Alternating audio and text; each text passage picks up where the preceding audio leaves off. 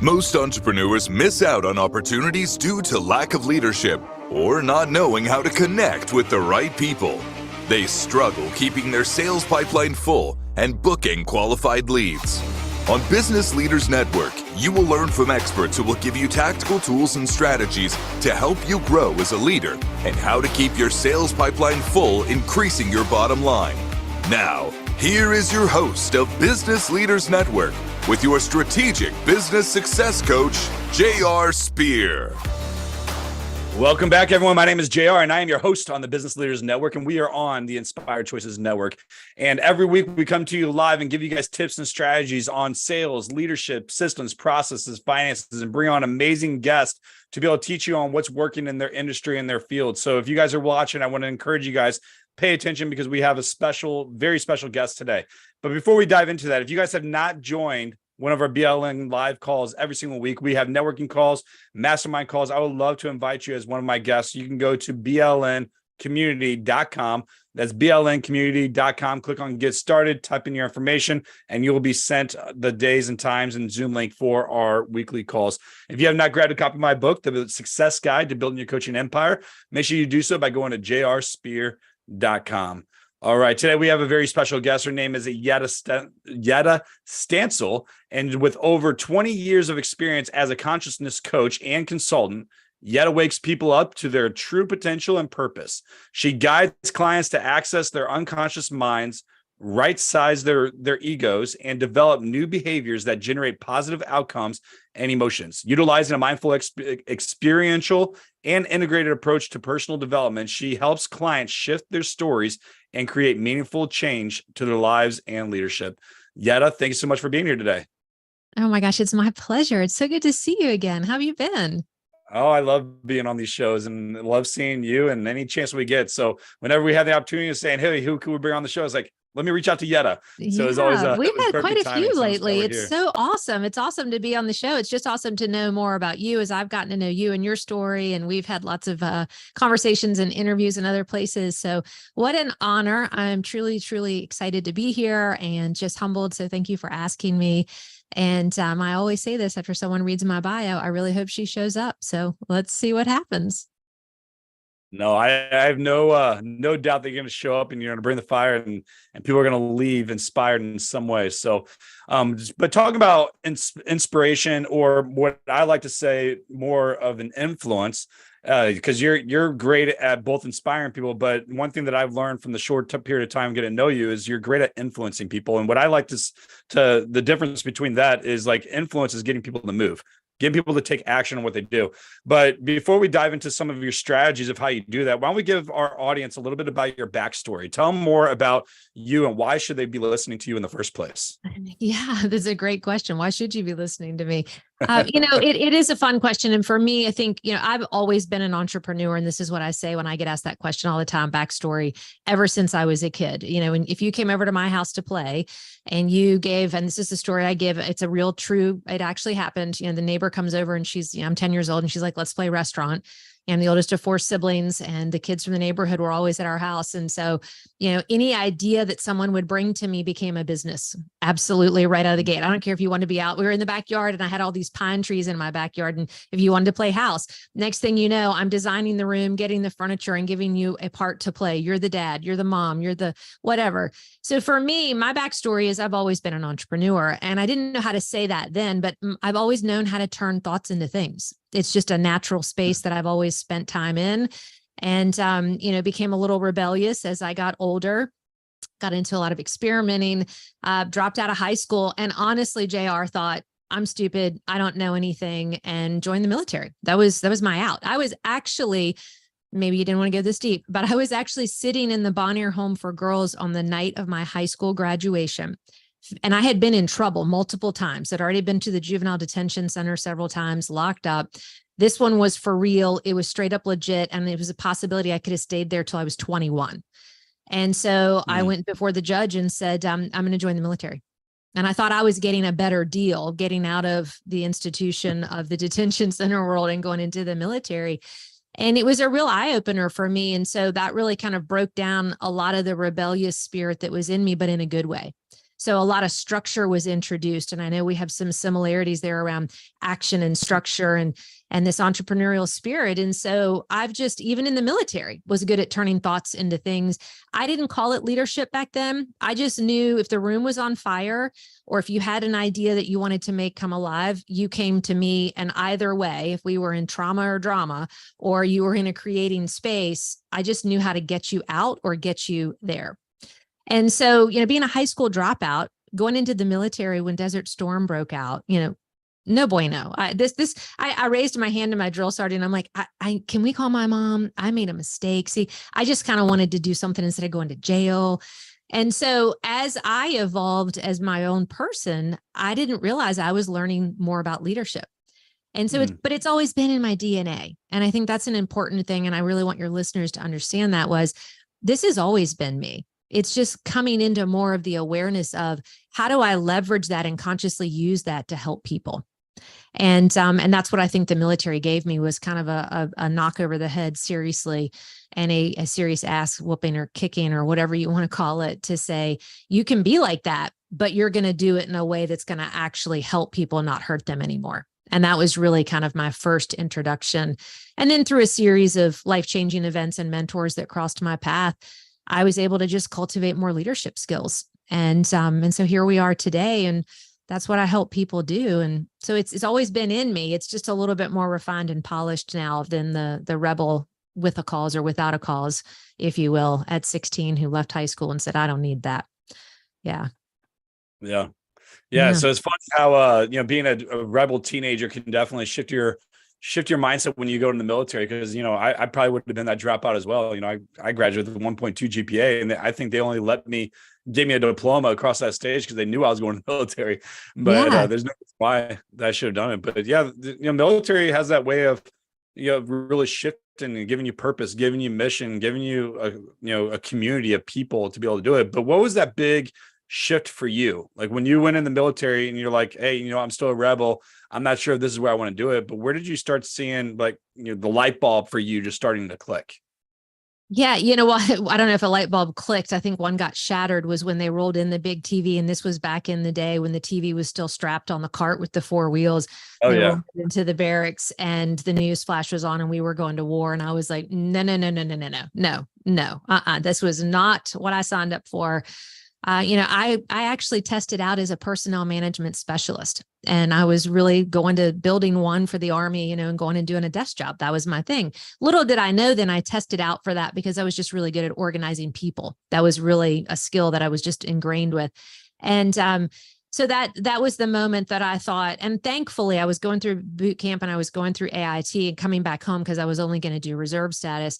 But that was the moment where I thought, and I had to be honest with myself, and the people that lay down their lives to save our lives and give us freedom, I bow to them.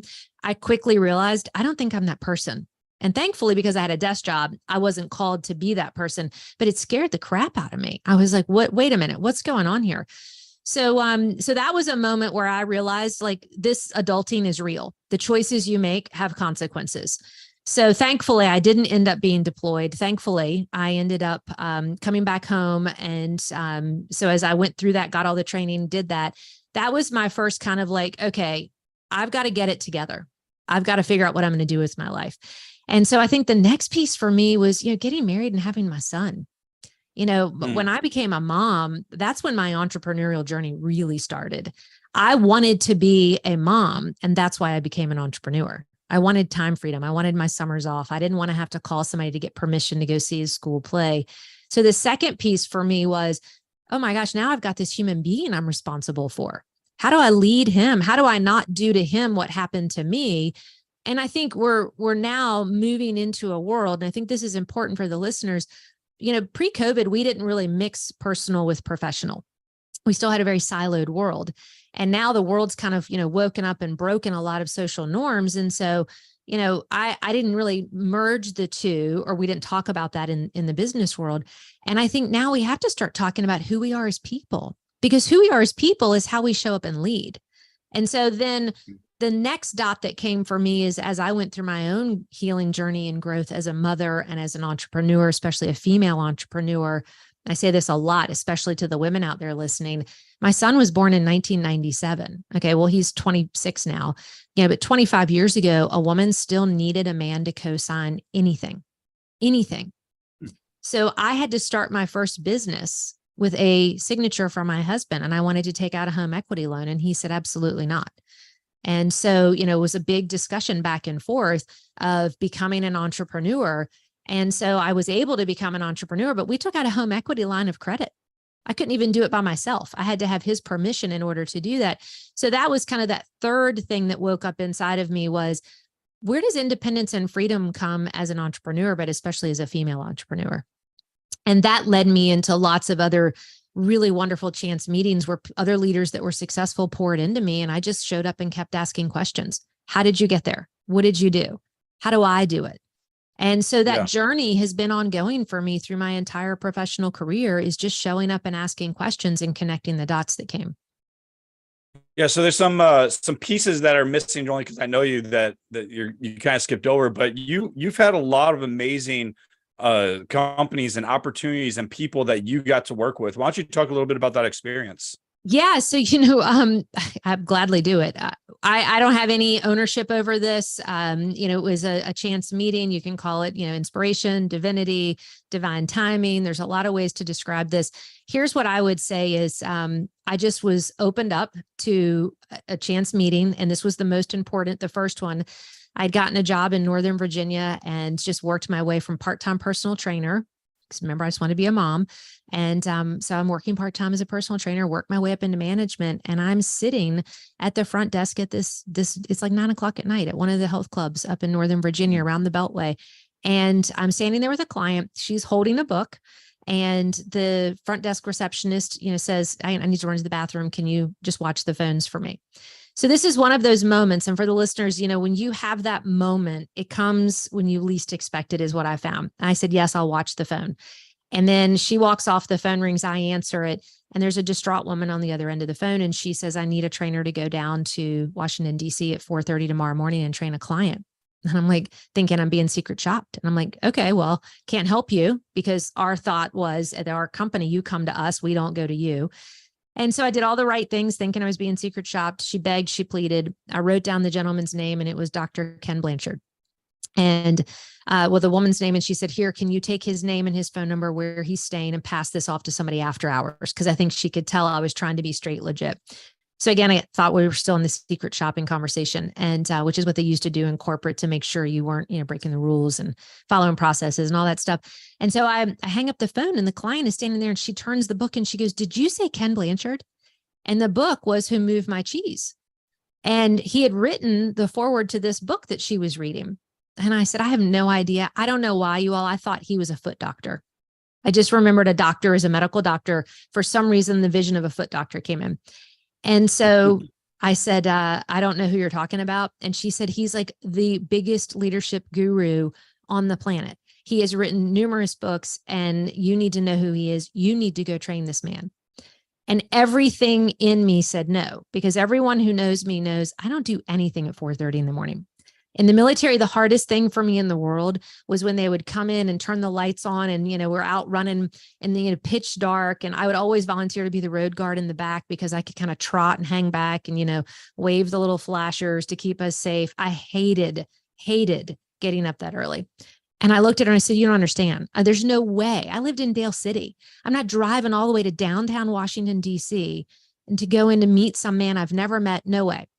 But that little voice that you hear, I'm sitting in the car, I'm driving home that night, and that little voice is like, you got to go.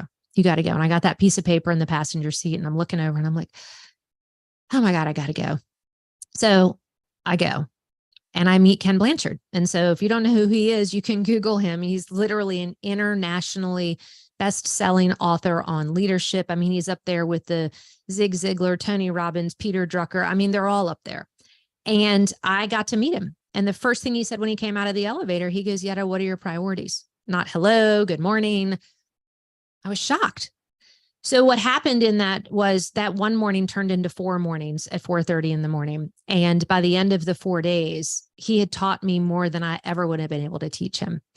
And that turned into an invite to come back. And he said, I'll be back in 6 months. And I would love to invite you to come to the event I'm going to be doing in Williamsburg, Virginia, with the top 50 CEOs in the area. And if you come train me, I'll let you attend for free. So there I am as, my mid 20s, no formal education, high school dropout, got this job part-time, had no formal, anything.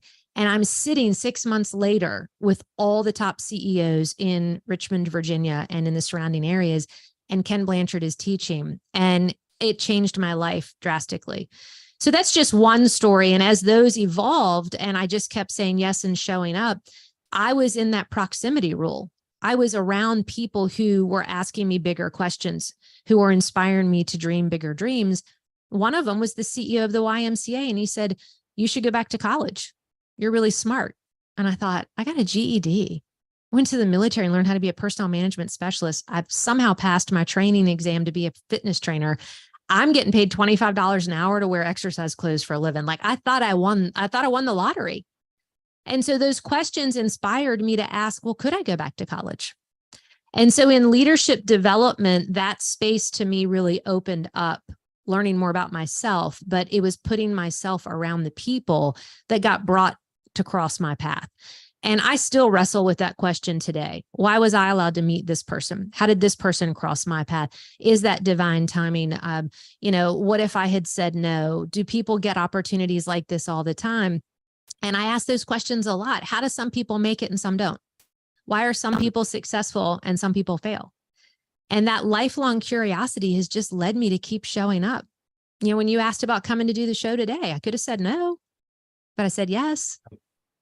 Yeah. And that living that surrendered life of curiosity, I think has been a really big secret formula for a lot of people who get success in lots of ways. And so that's just one of my stories, and they just keep going. And I got testimonials on my website and I put it all out there, but I just don't tell the stories very often because I'm not bragging. I still shake my head and go, how did I end up in Ken Blanchard's living room playing with his grandkids on the floor on vacation when, anybody in the world would love that opportunity? And he's been a lifelong mentor and friend. It's amazing. Yeah, well, stories is what shapes us, and we're getting ready to go on our break right now for our first break. But I think it's really important for people to really understand, like, hey, you know what? There's something behind of who I am that shaped me to who I am, and I have to say that was the first time I heard that particular story from you. So the stories that I do know, there's so much behind Yetta and who you are and what shaped you are. But when we come back from our break, I want to be talking a little bit more about balancing the future, profits, and progressive leadership. And kind of dive into some of your system and share with our audience about like how they can really, implement that to, create a better future for themselves. So let's stay tuned. We'll come back after this break. Awesome. Most entrepreneurs miss out on opportunities due to lack of leadership or not knowing how to connect with the right people or the right customers. They struggle keeping their sales pipeline full and booking qualified leads.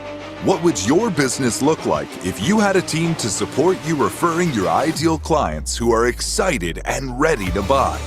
Business Leaders Network is a mastermind networking community where we focus on education, learning from industry leaders, networking, and building real connections. You can learn more by visiting businessleadersnetworking.com or by tuning into our weekly show with your strategic business success coach, J.R. Spear, on Mondays at 3 p.m. Eastern, 2 p.m. Central, 1 p.m. Mountain, 12 p.m. Pacific on InspiredChoicesNetwork.com.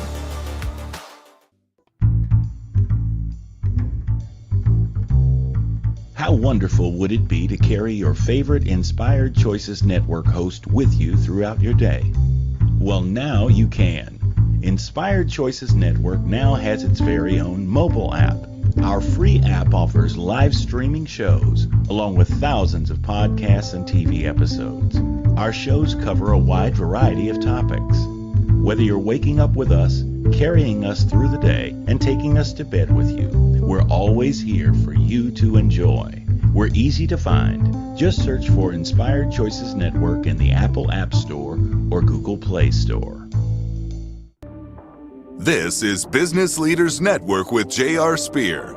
To participate in the program, join the live studio audience in our chat room at InspiredChoicesNetwork.com. You can also send an email to grow@businessleadersnetworking.com. Now, back to the program. Hey, welcome back, everyone. My name is JR, and I'm your host on the Business Leaders Network, and we are on the Inspired Choices Network. If you have not checked out our online community, go to blncommunity.com. That's blncommunity.com, where every week we have networking calls, mastermind calls, where we want to help connect you with industry leaders so you can grow your pipeline, grow your influence, and your impact. Go to blncommunity.com, register, click on Get Started, and we will see you in one of our weekly calls. All right, today we have our special guest, Yetta Stansel, out of Richmond, Virginia, and someone that I got to know pretty well over the past several months, and just was really excited about getting her here on our show. And if you guys missed the first part of her show, she went through a little bit about her story, about her backstory, about some connections she's made and what helped lead her today. But where we want to be focused on right now is talking about balancing the future, profits, and progressive leadership. So Yetta, the floor is yours, and I'm really excited to hear more about what you have to say in regards to this topic. Yeah. So, when you asked me about a topic I wanted to talk about, this is one that I'm really passionate about, and it kind of ties in a little bit to the story that I was just sharing. I feel like sometimes when we're on our own trajectory as an entrepreneur or in our own leadership growth, we do view people who've been successful like prophets. And I know I'm talking about prophets with a PH. And I remember sitting one time in a workshop and going, okay, writing down like prophets with a PH and prophets with an S. I've always been someone that loves duality and loves to look at, opposing sides. So if I'm going to, for instance, go get information about mindfulness, I not only did a certification in mindfulness, I wanted to also then do the other side of the coin, which was meditation. And so I like looking at both sides because I'm not somebody that wants to get tied up in a belief or a dogma that only knows part of the story. And so the idea around prophets and with a PH and prophets with an S was a big question of mine, because a lot of these gurus that are out there in the leadership industry and the entrepreneurial space, they really do come across like they are prophetics, that they have some prophetic knowingness. And, way back in religion, prophets, we can start all the way back as Moses and all the way forward, they brought forth new information. And so I'm talking about prophets in the business world in the sense of, I'm going to change the language a little bit because we're not talking about religion. I'm just using the archetype of prophets with a PH. It's people who can take something from the unknown into the known. And historically in religion, that's what prophets do. They take something not known and then introduce something known. So Moses would be an example, bringing in the tablets and the commandments. He took something not known and then turned and brought in the known. And so I started looking at this. What is prophetic knowing? Where does it come from as leaders? People, entrepreneurs are gifted with it. My story with you about being a kid, that prophetic knowing is something that I believe a lot of us have. I think everyone has the capacity to cultivate it. Very, very few of us do. And so I really got curious about this prophetic knowing. How do you know certain things? JR, how do you know when you get a good idea, how to manifest that and create that and put that out in the world? How do you know anything? And what I kept coming back to was there was this language around wisdom, that leaders learn how to tap into and cultivate wisdom and inner knowingness, whether you did that on a purpose or it was your life experiences that gave it to you. So knowing a little bit about your story, and when I listened to you and interviewed you on my show, JR, I realized, I got to know a lot more about you, and life itself was the curriculum that gave you a lot of your leadership skills, your prophetic knowingness, your internal compass, your guidance system, a lot of different words to use. And so I started asking myself, so in leadership development, these prophets that are out there that are taking something from the unknown into the known, why aren't we talking about that more? And so for me, for 20 years, I've been using language that says your inner world is directly reflected in your outer world. I did lectures for years on, behaviors that impact the bottom line of the business. And what I realized was when I went and did my MBA, most people in leadership development in the business world weren't talking about behavior change and behaviors in business. It was very much about profits with the F. What are the systems? What are the structures? What are all the ways that we can make profits with an F? And I thought, well, maybe I need to learn those. So my first career being in behavior change and health and wellness, I really knew a lot about this prophetic knowingness. I just didn't call it that then. And then I went into learning all these systems around profits with an F. And I sat back one day and I thought, wait a minute. So the two should come hand in hand, and I should actually be integrated and joined, in my opinion. How can you create viable systems and take action without contemplative knowingness? but you can't live just in knowingness and be a prophetic without taking action in the business world. And so I started creating some frameworks and some language around talking about the profits with PH and with F. And a lot of business leaders started resonating with that. You get a lot of great ideas, but how do you know which one to act on? And then once you get the idea as an entrepreneur, then we have to create the systems to go into the profits with an F. And so I started using that also as a measuring stick when I work with clients. Anybody can come talk to me about anything, and I automatically go into which profit are we talking about? Do you need to start with your profit with a PH or your profit with an F in order to go forward in your business? And then that will decide, are we going into the inner workings of your behavior as a leader, or are we going into your systems and structures in the outer world in the business, which is the profit with the F side? And that's really how I started doing it. Yeah, so I want to tie into that a little bit, because when you're hearing about like trying to figure out whether that's a business that you want to start or whatever, what if someone's already pretty established into their business and they're not necessarily looking at the profits with an F? I mean, yes, we want to always be looking at that, but they're still not clear on that vision. They're still not clear on where they're going. They got an established business, but what? Okay, let me take a step back. They're not clear on opportunities that would come into their business. So, because we all, as we become more influential, as we become, more, higher, people start looking at us as a bigger celebrity or whatever you want to call it. You're going to get a lot of people that ask you to join opportunities, to be part of something, to help, to be part of different communities, to be part of speaking on stages and doing different events or whatever it may be. There could be a million different things.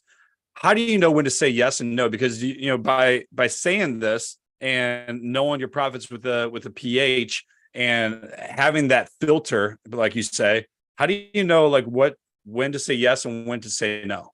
That's a great question. And what I would go back to, it's something I work with my clients. I call it a love-based vision. I was actually on today with another entrepreneur. He calls his vivid vision with his clients. It's vision. And that comes back to that prophetic knowing, the profit with a PH is, do you have a clear vision of who you are, what you're doing to be of service to others, and how you are taking that out into the world? And so as you were talking, I was thinking very rarely have I come across a leader who says, oh, the profits are fine with an F. It's the profits with the PH that need the work. Because I don't believe, you mentioned about being influencer versus inspiration. I don't believe you can build a successful business if you don't have a clear vision of what you're building. So when people come to work with me, they're either in high growth startup or turnaround situations because something is not manifesting the way they want, or they're ready to manifest at the next level, but they don't have the behaviors in place to get there. They may not know that. They're looking at it and they're going, okay, well, if the money's fine, then what's the problem? But typically the money's not fine if someone is at a growth edge and they're wanting to lean in. And so back to the answer of your question, you're always selling yourself. When you said influencing earlier, I thought, I don't even think of the word as an influencer. I'm always selling myself when I speak and when I teach. So how did I know to say yes to you when you made the call? My vision, I have a 10-page vision document that says, this is where I'm going. This is what I'm creating in life, personally and professionally. And when the call comes or the message comes or the ask comes, my very first question to myself is saying yes to this going to take me closer to my vision or further away from it? So that's the first thing I would say to people out there listening. If you don't know where you go, there's a reason why it's not cliche, but without the vision, people perish. If you don't know where you are and where you aspire or dream to go, then you don't have a vision. And if you haven't written that down and you don't use that as your metric to say, what am I doing? How am I getting there? The how doesn't always have to be figured out, but what is it that's driving your decision making? And so the vision would be the first thing I would say on that. Where are you going? And is saying yes going to get me closer to or further away? And so I don't ever view that I'm saying no. If I'm saying no, I'm saying yes to my vision. It's that simple. So when you asked, part of my vision is to educate and speak and serve and help people to grow and evolve. And so, yes, the answer was, this takes me closer to my vision and the different things I want to do. And I would say that's the gauge that I would offer the listeners is, how do you know what to answer to? Well, first of all, have you written down the vision that you have and what you aspire to create? If you haven't, write it down. Let it be the filter through which you say, what am I going to do? Where am I going to go? Who am I going to spend my time with? And if that's not going to get you where you aspire to be, then you don't have a vision and you're just kind of aimlessly floating around and you're letting somebody else create the vision and you're not the one that's going to get there. They are. So that's how I would answer that question. Yeah, it's funny because like when I started entrepreneur, like my first business, it was martial arts school, just got out of the military and didn't know what I wanted to do with myself. So I was like, okay, I'll start a martial arts school because that's what I knew. I didn't know what else to do. I just kind of fell into it. I didn't have a vision about where I was going, what I was going to do, or where I was going to take it. It was just like, okay, I'll just go teach people self-defense, martial arts, and do this just because I love to teach and things like that. And then same thing when it came to like my fitness business. I ended up selling that business, started a PowerFit Bootcamp and grew that to be really big, really quick. But I didn't really have a vision. But almost to the sense of like where like what you're saying is like it gives you that clarity of knowing when to say yes and when to say no. I mean, I was always the yes guy, and even today I'm still a yes guy. You want my help? Sure. What can I help you with? Type thing. And didn't really have that filter, but it wasn't until the past, I would say 3 or 4 years where I got really clear on what that vision is. And it's so much easier to have that filter. And not just that, my confidence level and stress level is like decreased way lower than it was when I was just out there, just pumping the grind. Because when you're not clear on your numbers, when you're not clear on where you're going, you're always living in a state of stress. At least I was. Because I had no level.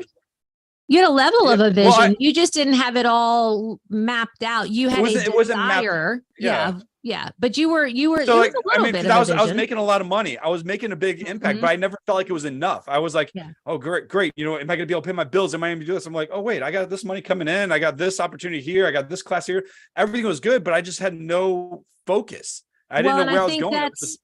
And I think that's where it comes into the next part of the talk is that progressive leadership is learning to integrate the profit with a PH with the profit with an F. When the profit with an F is firing on all cylinders, man, the ego loves it. And that ego can get really out of proportion and out of control because it loves frenzy. It loves activity. It loves consumption. It loves distraction. And I've lived there. My personal story in my book and the talks I do, that was my awakening was, parts of it were great on the outside, but at night I'm laying there looking at the ceiling, wanting to fire myself because I was doing such a horrible job. And I was like in that imposter syndrome to the point that I thought, if they really knew, it's all just a joke. It's a hoax. I'm not really this person. And so where this new phase of leadership, this transformative business leadership development, this progressive leadership that I mentioned, it's learning to take the two and bring them together. I had to right size the profit with an F, and systems and structures to make money are out there. You can go tomorrow and start a business and sell something to make money. It wasn't until I got the profit with a PH at the table and said, who am I? What's my purpose? What am I here to serve? So you can use that in a word of spirituality, of the soul, whatever it is. I had to learn to integrate both parts of that profit where I thought, I want to make the money, but I also want to feel good about who I am and make sure I'm serving something greater than myself. And what you just said, that's that integration, that progressive leadership says, who I am as a person is what I'm doing to manifest as a business. And the stress level just goes down because you live in truth. You live in an integrated place. You care about people. You care about yourself. You care about people to the point that, earlier I was talking to a gentleman. He said, when you operate like that as a leader, people will go through brick walls for you. And it's so true. So this new progressive leadership is asking people to say both profits can exist in the business world. And are you integrating and are you asking yourself, what vision do I see for the future for myself, my family, my team, my community, whatever level you're out there creating business? And the people that follow you want to know that side of you. We're living in a new world where that veil has been torn, where people want to know who you are as a person. And I'll say this because I mentioned Ken Blanchard earlier. The most wisest thing he ever said to me, he said, Yetta, you're not a leader because you wake up and choose to be a leader and tell people to follow you. And I'm like, you're not? I thought that's what I was trying to do. And he goes, nope, you're a leader because people wake up and they choose to follow you. And that was the most powerful thing I'd ever heard. And I thought, would I choose to follow me? And that's when I had to get that prophetic knowingness part of myself back out and get the two parts of myself to have a conversation and say, I need both of you. And sometimes I'm in one more than the other, but I vet it now through both of those voices. And yes, I have multiple voices in my head and it's okay. We all do. And that's a whole nother episode. And so who's talking? and both are allowed to be at the table. But when they work together in a friendly way, I know that I'm onto something really, really cool. When they're not, and I'm stuck in one or the other, prophets with a PH like to live in contemplation a lot. Prophets with an F love to just live in action.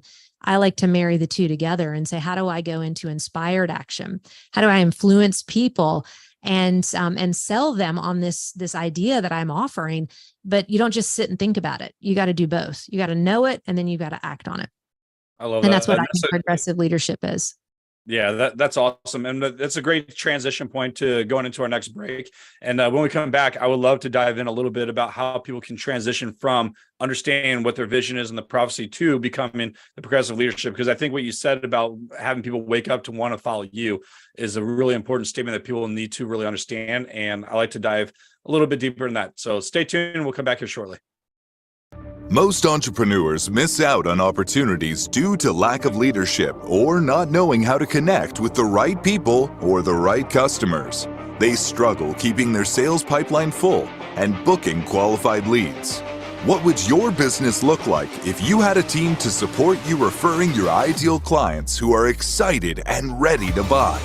Business Leaders Network is a mastermind networking community where we focus on education, learning from industry leaders, networking, and building real connections.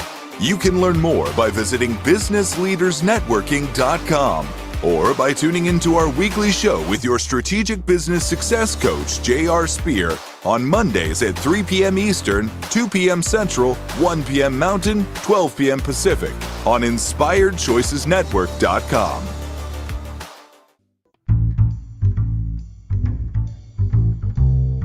How wonderful would it be to carry your favorite Inspired Choices Network host with you throughout your day?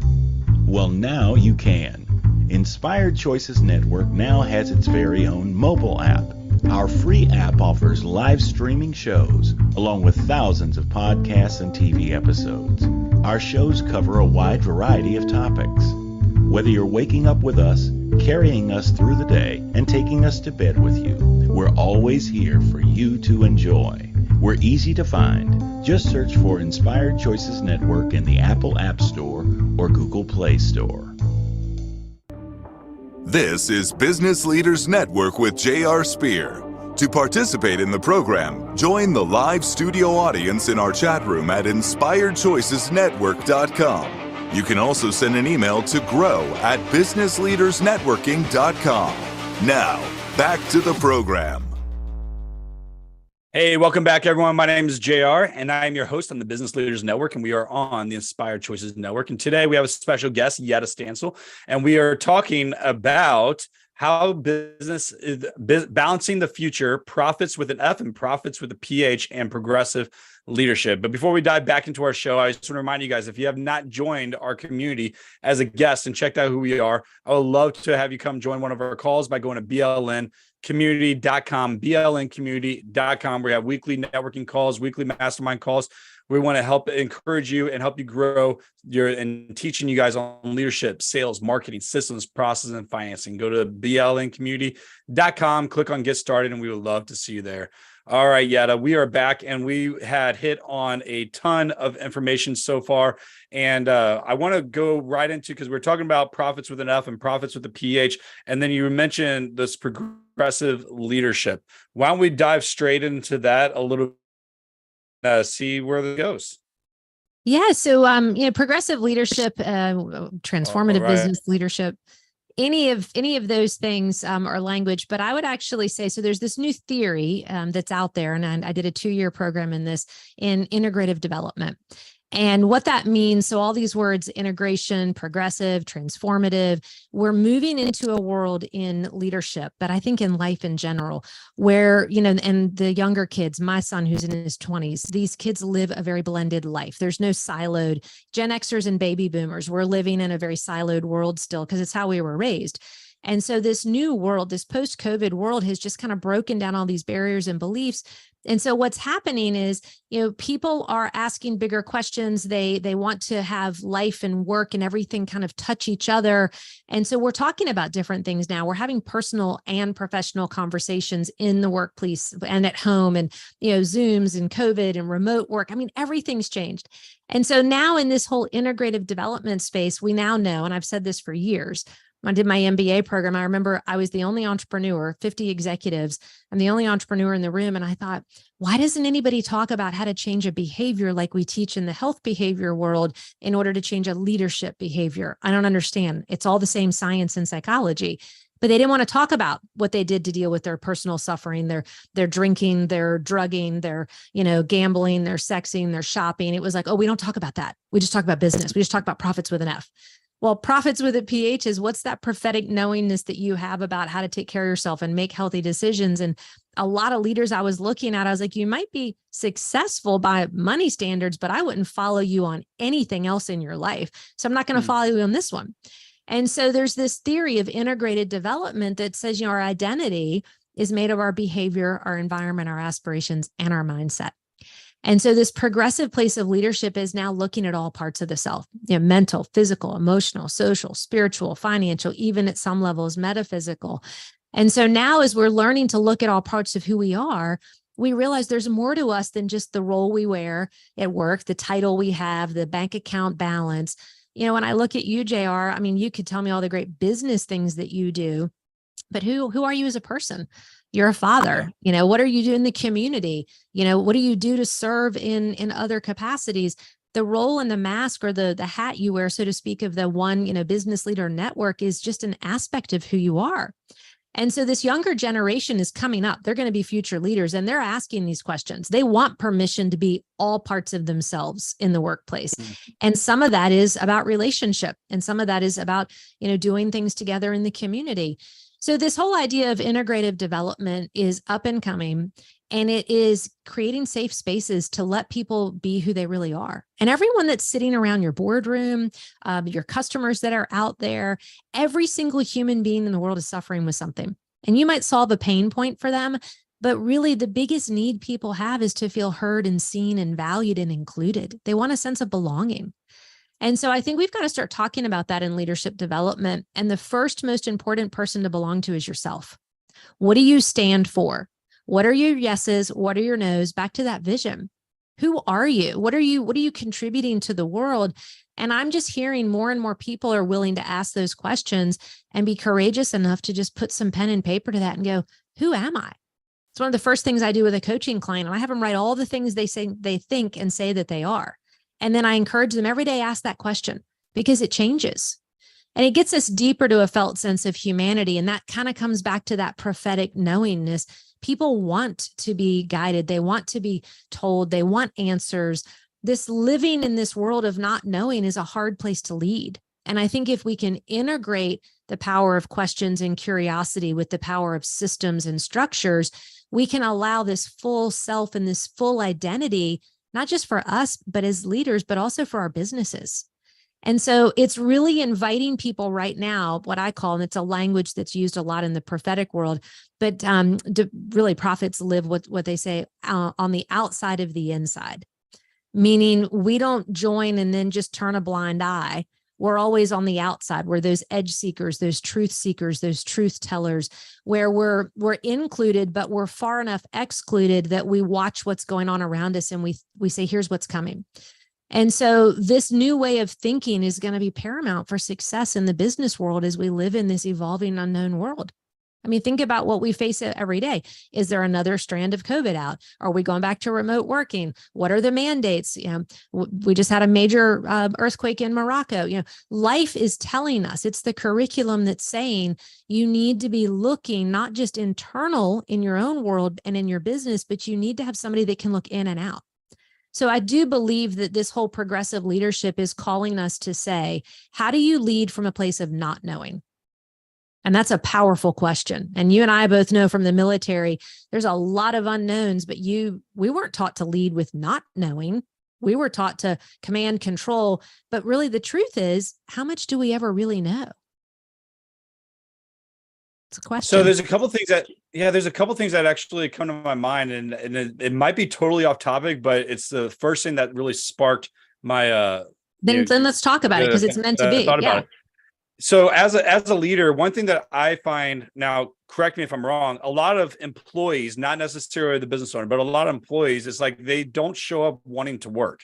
Like they do the bare minimum, they do what they want to do. So or even trying to lead and teach, like there's a very small percentage that I found of people that actually want to be led or get them to move. So when you're battling this type of thing with a lot of employees or team members or whatever, and they're not really inspired to want to move, I mean, yes, we could say the easy answer is go find someone else and let them go. But how can we step up as the leader to get them to say, you know what? Let's move. Let's get you moving. Let's get you have more confidence. Let's get you to be, do what we called you to do, but just honestly, just get them to move and to the direction that we need them to. It's great hard. question. And I don't think you're going to like my answer, because here's what I know. And it's behavior 101. You cannot change anyone else's behavior but your own.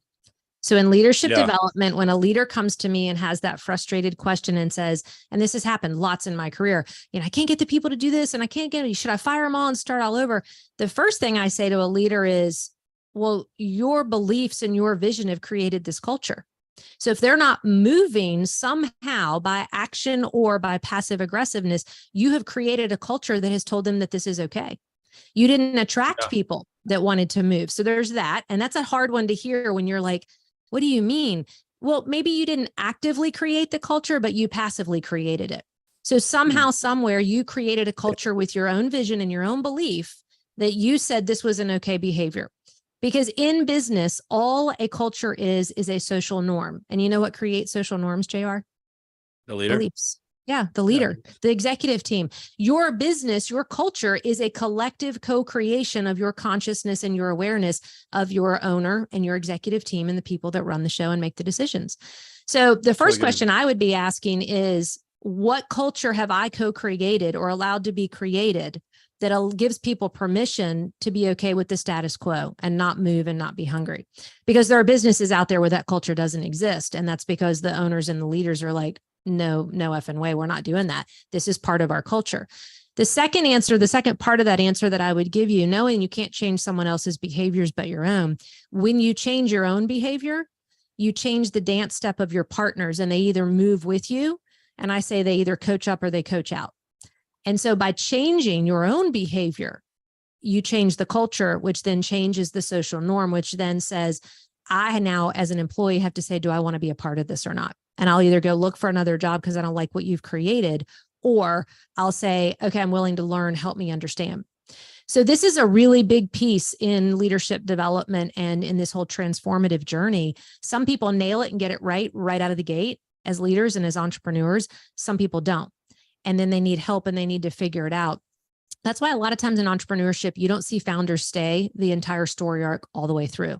The unicorns, the rarities you do, but you usually don't, because they're really good at an idea and manifesting a product and bringing it to market, but they might not be great at creating the culture for a longevity of this company to really grow and evolve.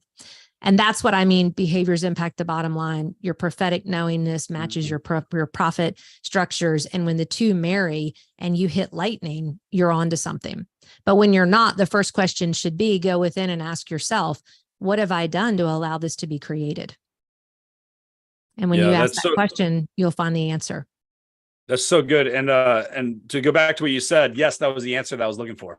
So because I didn't want you to agree with, be able to just settle for whatever else. I mean, I'm right along the same lines as you. And I have some clients and some people that in business that I kind of counsel and help with. And that was kind of like my answers, like, well, you allowed this to happen. Yeah. And we got to create it. And just, I think a lot of times people just, and I fell into this before too, where we end up bringing people on, not really vetting the right people, but because we're bringing people on in a state of desperation because we need help. It's like, hey, you know what? I need this task done, so I need help, and I'm going to take the first person that raised their hand says yes. Yeah. And in versus the leadership development kind world, of we call that a limiting belief. So you're unconsciously saying, here's what I'm going to do, but you're actually negating it with a belief of, I don't really know if I can do it. So you attract people on your belief systems and on Yeah. your vision. So telling people, here's where I'm going. When I met with you, I asked you questions. Tell me about Business Leader Network. What is it? If I join, what am I doing? Who am I involved with? It's not about a return on investment. It's a return on value. What's the value you're offering me? What's the value I'm contributing? And so then I asked myself, am I in alignment with this? And when I choose that I'm not, or you choose to change course, I still have free will and an ability to make a decision. And so, one thing that as you were just speaking, that came to me was, in the coaching world, this is language I use a lot with leaders, is, we're moving from codependency to what I call co-regulation. And so codependency is, I'm not a very good leader, and I allow you to be not a very good employee, but I need you and you need me. And it's just a nasty codependent dance. So we got to have each other. Leaders who go into what's called co-regulation, which says, I'm a whole, successful, healthy person with a vision, with a plan, with a trajectory of where I'm going, attracts people to come in and say, and me too. What role do you need me to play in this vision? And my vision and my trajectory are in alignment with yours. So let's do this together. And when we do that type of leadership, it's really called empowerment. It allows everybody to get their needs met. And people will work for you tirelessly, and they'll find a sense of joy doing it because they feel like they have value and worth, and that they're a part of the process, not a product or a byproduct or a forgotten bystander. So we're just moving. Consciousness is coming. It's there. Creativity, community, all these words are out there, and the younger generation has it. And they're going to be our future leaders. So the Gen Xers like me and you, we got to step it up, and we got to start saying, yeah, I've got my own prophetic knowingness. I've got systems and structures of profit. How do I use those together and then really go out there and transform the business world and invite people to come along and have fun doing this work with me? And that's the sense I get from your Business Leader Network. We're all there to grow and evolve ourselves, but we're growing and evolving each other just by showing up and raising our hands. And I just can't imagine leading without that sense going forward. Otherwise, we're just selfish, siloed, cut off, and all we are is just worried about our own pockets and bank accounts. And I'm telling you, the generation behind us is calling BS on that. They're not interested. Yeah. Do you find the generation behind us, yes, they're seeing that and they're wanting to make change, or do you see it kind of getting a little bit worse, where it's almost like a ripple effect? Be like, okay, the people now, they're allowing certain behaviors to happen. And so that's rippling down towards the next generation, where they're just adapting those behaviors, and it's just going to continue to just get worse. Or as a younger generation, are you seeing a different effect where they're like, hey, you know what? I'm tired of this and I want to make change. Well, I'm seeing both. I'm seeing a lot of stuff in this, because here's what's really cool as parents. We're creating that. We did create the generation that's coming. My son is a product of every single thing I teach on, I speak on, that I've written about. He has watched this and been drinking this Kool-Aid his entire life. I have a 26-year-old who has so much more wisdom. That's that prophetic knowingness than I ever did at his age.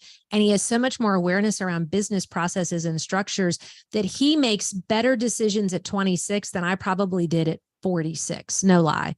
And so it's the product that we're looking at. Now, I can also tell you, I've seen other people's kids who didn't get the same level of coaching or awareness or access or dots connecting of people showing up in their lives. And so I think we've got to just admit the social norms are still out there for both. And so what we do as leaders in our own home is what's creating the leadership that's coming. The first person my kid calls when he hits a brick wall is me. He doesn't go to his friends. He doesn't go to the bottle. He doesn't go to the shops. He calls me and he says, I got to walk through this. So I feel like those of us as parents that are coaches and consultants, it's important for us to invest in our kids. And I talk to leaders that I know all over. I talked to a guy the other day. Every leadership book that his high school girls read, he gives them money for it. He rewards it. So if you're listening to this show, the number one thing I think we can do outside of our own leadership development is be investing that leadership development in our own kids, or even the kids in our community. They are our future leaders. So you're going to see pockets of people doing it really well and pockets of people not doing it well. But don't discount those high school dropouts that are out there floating around aimlessly, because I was one of them, and we can do the work with our own kids or anyone else's. I love that. And we got less than a minute before they cut us off on this on today's episode. But on that last minute, one thing I want to hear you say is, why did you choose Business Leaders Network? Because it aligned with my vision. I knew where I was going. I knew where you were going after we met. And I want to be around people who are headed for success. And that was all I needed to know. And I felt it. That prophetic knowingness knew it. The prophet side of me saw it. And I said, let's work together. Yeah, well, we love having you part of our community. It brings so much value, and I just know you're going to gain so much other value from other people in there as well. So for all you listeners out there, if you guys want to be able to connect with Yetta, all you have to do is join Business Leaders Network. Come check her out, and she will definitely connect with you, get to know more about who you are, and then you guys can see that. Thank you for listening to the Business Leaders Network Show. J.R. Spear returns Monday at 3 p.m. Eastern, 2 p.m. Central, 1 p.m. Mountain, 12 p.m. Pacific on the InspiredChoicesNetwork.com. Until then, stay committed to your goals and be resilient even through the most difficult times. Showing up every day, giving your best, and having the mental